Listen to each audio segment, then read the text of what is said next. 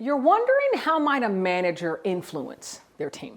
Maybe you find yourself in a managerial position and you're wondering, what's the best way to influence my team to get the work done and still empower, invigorate, and inspire them? Well, in this video, I'm breaking down influence in a way you've probably never heard before.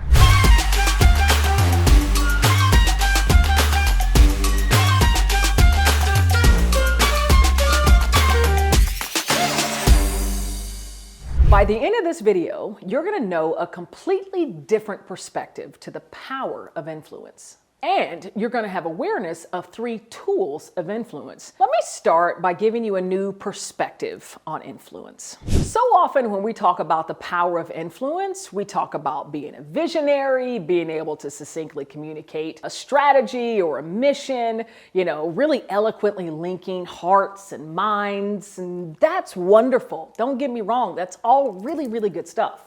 And it is, of course, a wonderful lens through which to view influence. But I want to think about it in a different way. So my work rests at the intersection of change and emotion. So I want to think about influence by the fuel that's inspired, or said a better way, by the emotion that's inspired that then activates the behavior or the mindset shift. And I know that sounds nuanced, so let's dive into 3 different emotions that are often inspired when individuals are being influenced and the tools associated with it.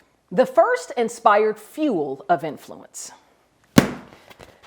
fear through consequence.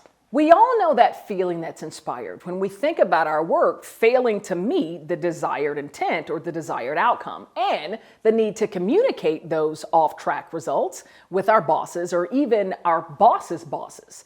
That sinking feeling, that fear, right? Thinking of the impact it might have on the way our boss perceives us, on our performance review, on our paycheck, maybe no longer being considered for that promotion or that really cool broadening assignment. These consequences implemented by our managers influence our behavior and are activated by that fear, that concern. So that fear drives us to do everything we can to avoid those consequences, to avoid losing the job or not getting the promotion or not being thought of in a really, really high way by our manager or our manager's manager. Fear can be a very powerful tool of influence. We stay up for late nights in the office, we miss our kid's birthday party to go on a last-minute business trip, all inspired, activated in fear, not wanting to experience those consequences.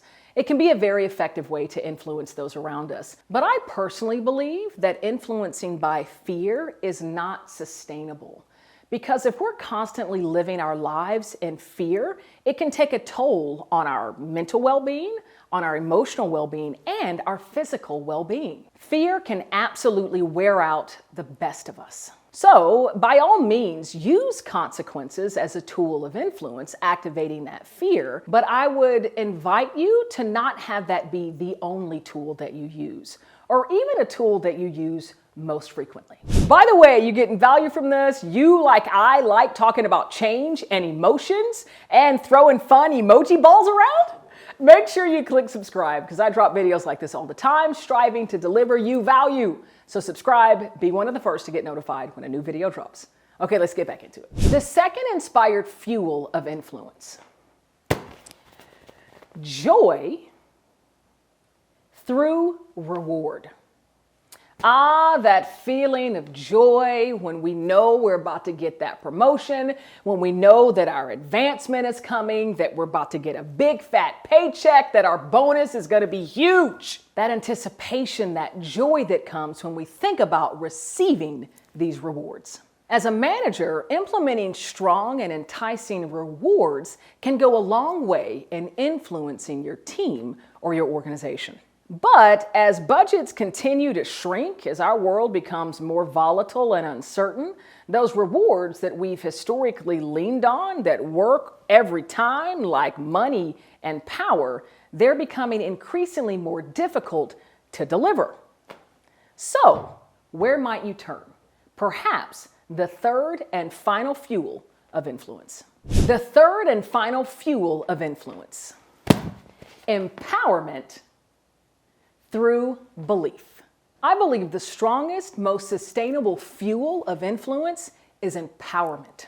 When a manager can empower the individuals on their team by believing in their abilities and then acting accordingly, by granting that stretching assignment that they know a team member is capable of achieving. Now, I know this one may feel a little bit cloudy with a prior example, because when we have belief in our team members and our employees, often we want to grant them those stretching assignments. We want to give them those opportunities, give them the advancements, shower them with appreciation, elevate them in front of senior leadership about the hard work and the good work that they're doing, which can so often feel like a reward. But just play in the nuance with me for a little bit, because empowerment is really about striving to understand an individual's interests, their curiosities, their passions, their talents, their strengths, what they want to work on, what really lights them up, what they really get impassioned about, and then striving to give them the type of work that they care about. Give them the type of work that lights them up, and then supporting them as they move forward in that work. That's so empowering. And when employees feel empowered by a manager, they are so influenced to follow, right? To show up their best and their brightest for that manager and ultimately for the business. My goodness, this is a lot of content, but ooh, I'm having fun. If you want to keep listening and learning more about influence, please follow me to video 2 of this 2-part series. I'll see you over there.